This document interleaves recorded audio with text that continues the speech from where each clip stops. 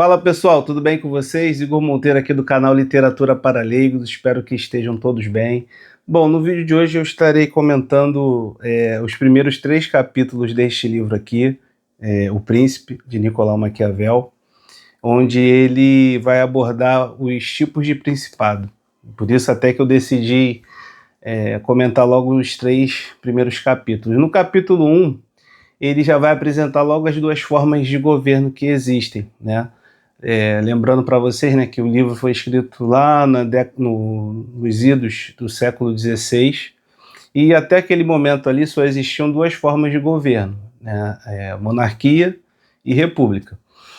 E até hoje é assim, só existem essas 2 formas de governo, né, monarquia e república.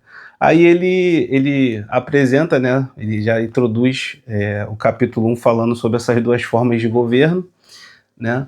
Ele chamou a monarquia de principado, então para ele, né, só existiam 2 formas de governo, república e principado. Aí no capítulo 1 ele vai falar dos tipos, ele introduz os tipos de principados. Aí ele vai falar que existem os principados hereditários e os principados novos, né? Aí lá no capítulo 2 ele vai entrar mais em detalhes, né, sobre o principado hereditário, e no capítulo 3 ele vai falar sobre os principados novos, né? Em relação ainda ao capítulo 2, né, porque, como falei, resolvi logo comentar os primeiros 3 capítulos. Aí aqui, uma página, o capítulo 1, é praticamente uma página, né, onde ele fala sobre esses tipos de principados, e ele começa aqui no finalzinho do capítulo 1 dando alguns indícios, né, de como que os príncipes têm que fazer para se manter no poder. Aí quando ele vai lá para o capítulo 2, onde ele fala sobre os principados hereditários, você pode ver que são 2 páginas, então assim, não tem tanta coisa para falar desse capítulo. Ele vai falar que é muito fácil, né, o principado hereditário ele é muito fácil porque, como o nome já diz, ele é herdado, né? É passado de geração em geração. E assim, se o príncipe que herdou aquele principado, ou o monarca, né, o rei, que herdou aquele reinado ali, se ele for minimamente competente, ele consegue administrar, ele consegue manter aquele reinado, aquele principado, porque o povo já está acostumado, né, com aquele tipo de governo, né? O que ele não pode fazer, ele vai entrar aqui em alguns detalhes do que ele não pode fazer. Ele não pode mudar drasticamente as leis, ele não pode mudar drasticamente, né, a questão dos impostos, porque aí sim vai criar uma crise interna. Mas se ele seguir mais ou menos os passos do rei anterior ou do príncipe anterior, ele consegue se manter. Aí lá no capítulo 3, né, ele, inclusive desses 3, o capítulo 3 é o maior, tem mais ou menos aqui 1, 2, 3, 4, 5, 6, 7, 8, 9, 10, 11 páginas. Aí sim, nós temos aqui no capítulo 3 uma verdadeira aula de história, porque ele vai entrar em vários detalhes aqui, né, sobre os principados mistos. E o que seria o principado misto? Principado misto são justamente os principados novos, né? Quando um monarca ele invade um território, né, um território estrangeiro, e dentro daquele território estrangeiro tem outros territórios. Por exemplo, o exemplo aqui da Itália mesmo. A Itália, nesse período aqui, ela tinha principados que estavam no domínio da França, mas também tinha outros territórios que estavam no domínio da Espanha, assim como tinha outras partes que também eram de príncipes ali da própria Itália. Então esses que são os principados novos. Esse que é o conceito de principado misto, né? E aí ele entra em vários detalhes de como o príncipe tem que se fazer. Aí ele vai entrar, né, o exemplo que o maior se destaca aqui no capítulo 3 é do rei Luís XII, né, o rei francês, que conseguiu, no período aqui em que ele analisa, né, em que ele registrou o livro, o rei francês ele conseguiu invadir, né, o território de Milão, da cidade de Milão, mas ele acabou perdendo esse território 2 vezes, né? Aí ele faz toda uma análise de como que o rei perdeu, né, e do porquê que o rei perdeu, e ele justamente orienta o príncipe, né, a não cometer os mesmos erros cometidos pelo rei Luís XII. Aí o texto vai seguir, o capítulo vai seguir, ele apresenta também os exemplos da República Romana, né? Ele vai lá atrás e cita como que a Roma, né, fez para se manter muito tempo no poder, e depois explica também, né, alguns erros também que eles cometeram. E depois ele praticamente finaliza o capítulo 3 voltando na história do rei Luís XII, e fala que ele praticamente cometeu 6 principais erros. E eu não vou dar esse spoiler aqui para vocês, né, só lendo o capítulo para vocês saberem, né, os 6 principais erros cometidos, mas aí ele orienta o príncipe a não cometer, né? A obra toda de Nicolau Maquiavel, ela é uma obra voltada para isso, para que o príncipe se mantenha no poder, né? Como vocês sabem, eu já contextualizei em vídeos anteriores, né, Maquiavel estava exilado e ele estava, né, fazendo de tudo, né, todo o esforço para se manter no poder, para se manter no poder não, para voltar para a política, né? Então ele resolveu escrever esse manual, né? E o objetivo do livro é esse, né? E aqui ele dá várias estratégias, inclusive dando uns... Eu não ia falar não, mas eu vou dar só um spoiler aqui, né? 2 spoilers.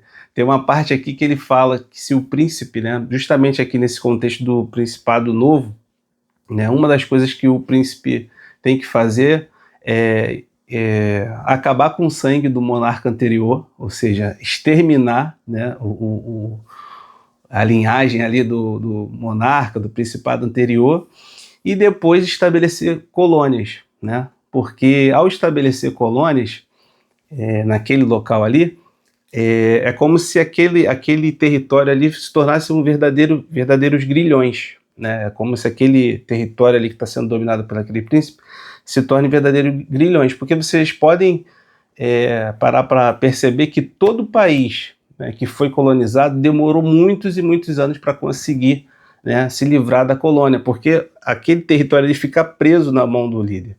E aí ele fala uma outra coisa, que se o príncipe ou o monarca quiser ter ainda mais sucesso, o ideal é que ele se transfira para o local, né? Comece a viver ali para entender os costumes da região e possa se antecipar aos problemas. Então, assim, você vê que vários outros países copiaram, né, essa estratégia. Não é nada novo, até se confunde um pouco com a história do Brasil, né, porque, né, como vocês sabem, todos nós sabemos, por muitos anos o nosso país foi uma colônia, né? Então veja, provavelmente os portugueses, né, aplicaram essa teoria aqui de Nicolau Maquiavel, assim como muitos outros países, história de muitos outros monarcas, até muitas repúblicas também copiaram, né, esse modelo, porque de fato é um modelo que deu certo, né, para quem estava no poder e queria se manter no poder. Pô, você conquista, você acaba com a linhagem anterior, né, você estabelece colônias, porque aquele local não vai conseguir se desenvolver, e depois o que você faz? Você, se possível, você vai morar no local, porque aí você se antecipa aos problemas, né? Então, assim, é praticamente isso. Tem muito mais detalhes aqui, né? Mas eu vou me ater somente a esses comentários, porque a gente acaba, às vezes, comentando muito e acaba entregando muito. Mas veja, né? E eu procuro sempre no final né, dos meus livros fazer dos meus vídeos fazer essa reflexão, né? Até que ponto a teoria de Maquiavel é válida? Tem pessoas que fazem crítica, né, a Maquiavel, já ouvi outras críticas a ele, pessoas falando até que ele era desequilibrado, maluco, que não fazia muito sentido, mas assim, até o momento em que eu li da obra, né, do Maquiavel, até fazia muito sentido sim, né? Como eu falei em vídeos anteriores, a Itália estava totalmente dividida, ali tinha principados, tinha repúblicas também, né? Esses bastidores aqui do livro de Maquiavel, ele vai falar, ele está falando especificamente ali do território de Florença, né? Também falou um pouco de Veneza, Nápoles, Milão, mas assim, a Itália tem muitas outras cidades, então assim, era bem mais dividido do que, né? Hoje, claro, tem várias cidades, né? Mas naquela época as cidades eram como se fossem mini estados, né? Cada estado era comandado por um monarca, né? E enfim, era uma confusão danada.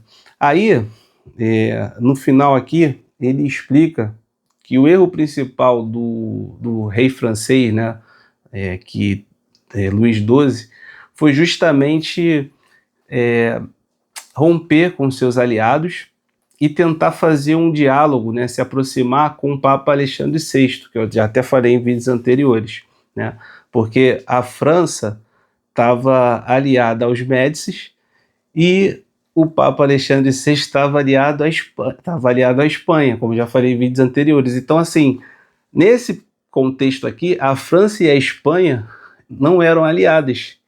Tanto a França quanto a Espanha tinham interesse no território italiano.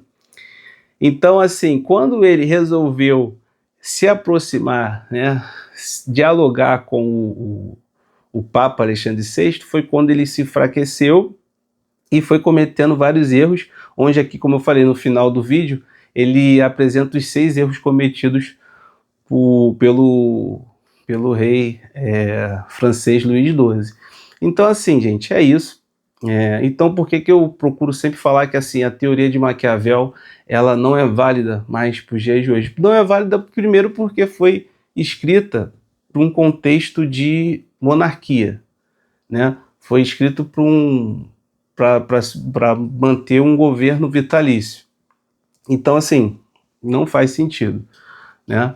E porque o outro motivo também é porque é exatamente isso. Nós vivemos hoje numa república, né? Numa república onde é interessante que de tempos em tempos, né, haja transição de poder.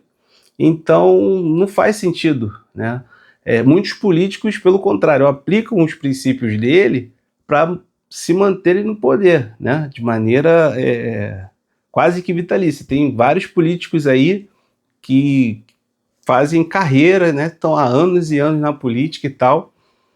No legislativo, eu não vejo nem tanto problema não, porque a carreira do legislativo é essa, mas agora no executivo é um pouco problemático. A meu ver, é um pouco problemático porque o cara acaba ficando ali soberano, né? Quase que soberano, né? E nós estamos vivendo isso no nosso país, né? Nós temos de um lado, né, o bolsonarismo e do outro lado, né, o lulopetismo, né? E o país acaba ficando polarizado, né? Isso é ruim, né, para um país porque, a meu ver, né, isso é ruim porque o país fica engessado, a gente acaba ficando ali dependente só de uma vertente, né? Então é interessante que de tempos em tempos surjam novos políticos, surjam novas lideranças, né? Para que a gente consiga, né, ir se desenvolvendo, né? Então, assim, por isso é que eu, né, acredito que os princípios de Maquiavel eles não são mais válidos, não são mais aplicáveis, embora, né, infelizmente, ele ainda seja atual, né? O Maquiavel, ele infelizmente, né, ainda é atual, porque, como eu falei, muitos políticos aplicam realmente os princípios dele, né? E ao decorrer aqui dos próximos vídeos, nós vamos aprender um pouco mais, né, a saber, né, dos princípios, né, aplicados por Nicolau Maquiavel. Tá ok, pessoal? Muito obrigado. Um abraço a todos.